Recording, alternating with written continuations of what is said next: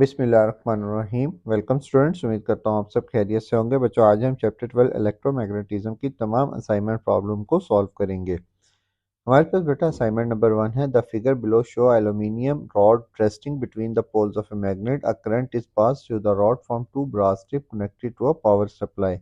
आपको बेटा इस असाइनमेंट के साथ ये डायग्राम दी गई है। इस डायग्राम के अंदर आपको एक एल्यूमिनियम रॉड नजर आ रहा है जो ब्रास स्ट्रिप के ऊपर रखा हुआ है, और यहाँ पर बेटा आपने एक ब्रास स्ट्रिप के साथ इस बैटरी को कनेक्ट करना है।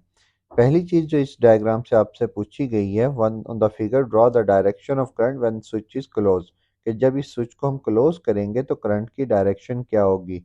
करंट हमेशा पॉजिटिव से नेगेटिव जाता है, तो बेटा पॉजिटिव टर्मिनल इस तरफ है, नेगेटिव टर्मिनल इस तरफ है। यहाँ से करंट जाएगा इस ब्रास स्ट्रिप से होता हुआ इस रॉड के अंदर, रॉड से होता हुआ फिर इस ब्रास स्ट्रिप के अंदर वापस आएगा और इस नेगेटिव टर्मिनल की तरफ मूव करेगा। तो हम कहेंगे कि करंट जो है वो लेफ्ट टू राइट मूव करेगा। The current flow from left to right through the aluminum rod when the switch is closed. The direction of the magnetic field is from north to south pole. के direction of magnetic field जो है वो बेटा वो north से south pole की तरफ होगी। दूसरी चीज जो इस असाइनमेंट में पूछी गई है वो है state which way the rod move when the switch is close, give a reason for your answer. बेटा जब रॉड मूव करेगा वो किस वजह से मूव करेगा, क्योंकि बेटा एक तो मैग्नेटिक फील्ड बेटा ये एक्सटर्नल नॉर्थ और साउथ पोल की थी, और जब इस रॉड के अंदर से करंट फ्लो करेगा तो बेटा हमने टॉपिक के अंदर पढ़ा था कि दोनों मैग्नेटिक फील्ड जो है आपस में इंटरेक्ट करेगी, जिसकी वजह से ये रॉड जो है वो मूव करेगा। तो हम कहेंगे rod move outward toward you when the switch is close. Reason क्या है, क्योंकि बेटा फ्लेमिंग लेफ्ट हैंड रूल से हम इसकी डायरेक्शन फाइंड आउट कर सकते हैं। फ्लेमिंग लेफ्ट हैंड रूल ये था बेटा, हमारे पास थंब जो है हमें रॉड की मोशन को शो करेगा, यानी मैग्नेटिक फोर्स को शो करेगा, और ये जो फोर फिंगर है हमारे पास ये हमारे पास मैग्नेटिक फील्ड को शो करेगी, और मिडिल फिंगर करंट की डायरेक्शन में आपने प्लेस करनी है। According to Fleming left-hand rule, the magnetic field is from north to south and the current is from left to right. The resulting force यानी magnetic force on the rod is outward. तीसरी चीज बेटा क्या पूछी गई है, state the effect on the movement of rod when the current is increase. जब current बेटा इस रॉड का इंक्रीज किया जाएगा तो मैग्नेटिक फोर्स खुद ब खुद इंक्रीज हो जाएगी, क्योंकि ये दोनों डायरेक्टली प्रोपोर्शनल होते हैं। और दूसरी चीज बेटा करंट इज रिवर्स, अगर करंट रिवर्स करेंगे हम तो बेटा रॉड जो है पहले आउटवर्ड आ रहा था तो बेटा अब वो इनवर्ड मूव करना शुरू कर देगा, क्योंकि डायरेक्शन रिवर्स हो जाती है। When the current is increase the rod move faster outward because the magnetic force increase. When the current is reversed, the rod move inward into the magnetic field. और ये जो असाइनमेंट है बेटा ये एक किस्म की तीन क्वेश्चंस हैं जो तीनों अलग अलग भी आ सकते हैं। तो बेटा ये मैंने इसी तरह पहले क्वेश्चन का अलग आंसर लिखा है, दूसरे क्वेश्चन का फिर अलग आंसर लिखा है, तीसरे का भी अलग आंसर लिखा है। तो आपने इसी तरह अलग अलग इन तीनों क्वेश्चंस को याद रखना है। Assignment number 12.2, prove that the magnetic force is not responsible for the doing work on a charged particle moving in a circular path in a magnetic field. आपको कहा जा रहा है आप प्रूव करें कि मैग्नेटिक फोर्स वर्क डन की responsible नहीं होती, क्योंकि बेटा वेलोसिटी की डायरेक्शन से मैग्नेटिक फोर्स के दरमियान जो एंगल होता है वो 90 डिग्री का होता है, और जो मैग्नेटिक फोर्स होती है बेटा वो एक्चुअली हमारे पास सेंट्रीपिटल फोर्स प्रोवाइड करती है, और सेंट्रीपिटल फोर्स सिर्फ और सिर्फ ऑब्जेक्ट की चार्ज पार्टिकल की डायरेक्शन चेंज करती है, वर्क डन नहीं करती। क्योंकि बेटा वर्क डन के लिए हमारे पास वर्क डन का फार्मूला होता है W is equal to F D cos theta, और कॉस 90 जो है बेटा हमारे पास वो जीरो के इक्वल होता है। तो हम कहते हैं कि मैग्नेटिक फोर्स जो है वो वर्क डन प्रोवाइड नहीं करती। The magnetic force on a charge particle is always perpendicular to its velocity. This caused the particle to move in a circular path.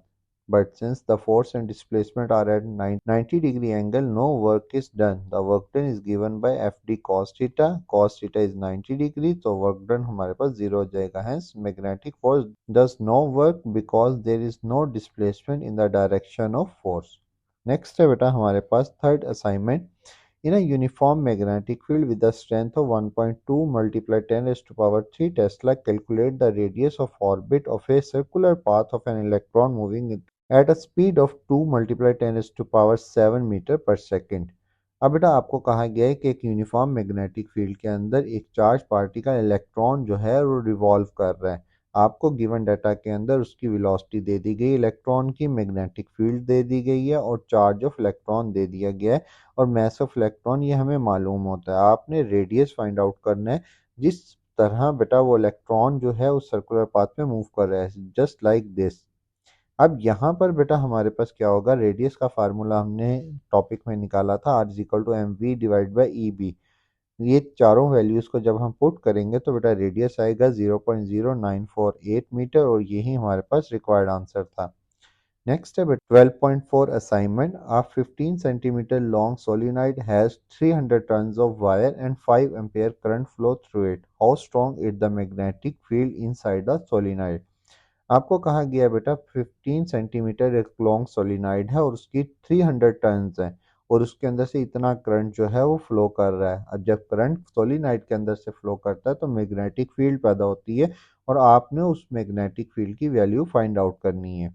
Length दी गई है गिवन डाटा में 15 centimetre को हम मीटर में convert करेंगे, number of turns 300 है और current भी दिया गया और ये कांस्टेंट की वैल्यू हमें पता होती है 4 पाई 10⁻⁻⁷ और मैग्नेटिक फील्ड ऑफ सोलिनॉइड जो होता है वो इक्वल होता है B is equal to mu not N आई।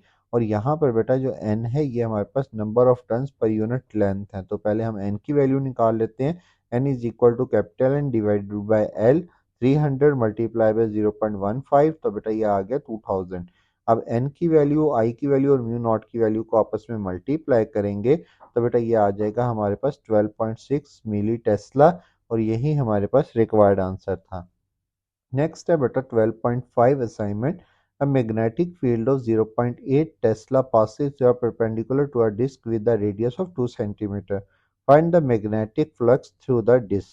आपको कहा गया है कि हमारे पास इनमें जो डिस्क है उसका रेडियस है 0.02 मीटर, मैग्नेटिक फील्ड है 0.8 टेस्ला, एंगल है बेटा 0 डिग्री। आपने फाइंड आउट क्या करना है, आपने उस डिस्क का जो मैग्नेटिक फ्लक्स है वो आपने फाइंड आउट करना है और मैग्नेटिक फ्लक्स हमारे पास इक्वल होता है phi is equal to B dot A cos theta.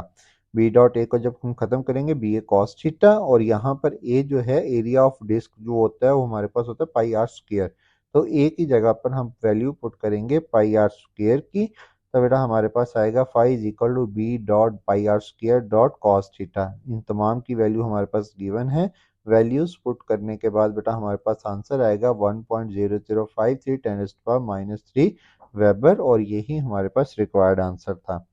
Next 12.6 assignment. A solenoid contain 200 turns of wire, each piece of wire has cross sectional area is 0.004 metre square.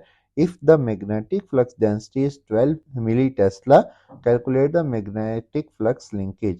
आपने magnetic flux linkage find out करना है जबकि आपको cross sectional area of wire दे दिया गया है, magnetic flux density दे दी गई है और नंबर ऑफ टर्न्स भी दे दी गई है।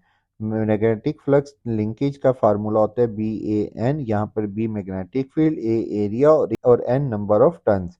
तमाम की वैल्यूज पुट करके जब हम मल्टीप्लाई करेंगे तो बेटा हमारे पास आंसर आएगा 9.6 10⁻⁻, और यही हमारे पास रिक्वायर्ड आंसर था। नेक्स्ट है बेटा हमारे पास 12.7 assignment. A loop of wire is placed in a uniform magnetic field that is perpendicular to the plane of loop. The strength of magnetic field is 0.6 Tesla. The area of loop begins to shrink at a constant rate of 0.8 meter square per second. What is the magnitude of the EMF induced in a loop while this shrinking? आपको बेटा magnetic field दे दी गई, number of turns दे दी, rate of change of area दे दिया गया है। आपको कहा जा रहा है जब बेटा प्लेन ऑफ लूप जो है बेटा वो हमारे पास श्रिंक होगा तो बेटा उससे ईएमएफ इंड्यूस होगा due to change in magnetic flux. तो बेटा आपने वो इंड्यूस ईएमएफ फाइंड आउट करना है जब वो श्रिंक होंगी। तो बेटा हमारे पास मैग्नेटिक फील्ड स्ट्रेंथ दे दी गई है, नंबर ऑफ टर्न्स दे दी गई है, rate of change of area भी दे दिया गया है। इंड्यूस ईएमएफ का फार्मूला होता है is equal to minus N delta phi over delta T, और बेटा डेल्टा फाई मतलब हमारे पास चेंज इन फ्लक्स होता है बी डॉट ए, और बी डॉट ए के अगर हम टाइम पे डिवाइड कर दें इसको तो बेटा ये जाएगा मैग्नेटिक फील्ड चेंज नहीं होगी, एरिया चेंज हो रहा है इस केस में, तो delta A divide by delta T. ये सारी वैल्यूज इस फार्मूले में पुट करेंगे तो बेटा ये हमारे पास ईएमएफ का फार्मूला आ जाएगा और इस फार्मूले की ये तमाम वैल्यू, एन की वैल्यू हमारे पास 1 है, बी की value 0.6, delta over delta T की वैल्यू हमारे पास 0.8 है क्योंकि ये वैल्यू हमें दी गई है और तो बेटा हमारे पास आंसर आएगा और ईएमएफ हमारे पास आएगी इज इक्वल टू -0.48 वोल्ट। लेकिन हमारे पास सवाल के अंदर ओनली मैग्नीट्यूड पूछा गया है, तो बेटा वो बन जाएगा EMF is equal to 0.48 volt, और यही हमारे पास रिक्वायर्ड आंसर था। नेक्स्ट अच्छा लगा तो लाइक और सब्सक्राइब करना मत भूलिएगा। थैंक यू, खुदा हाफिज।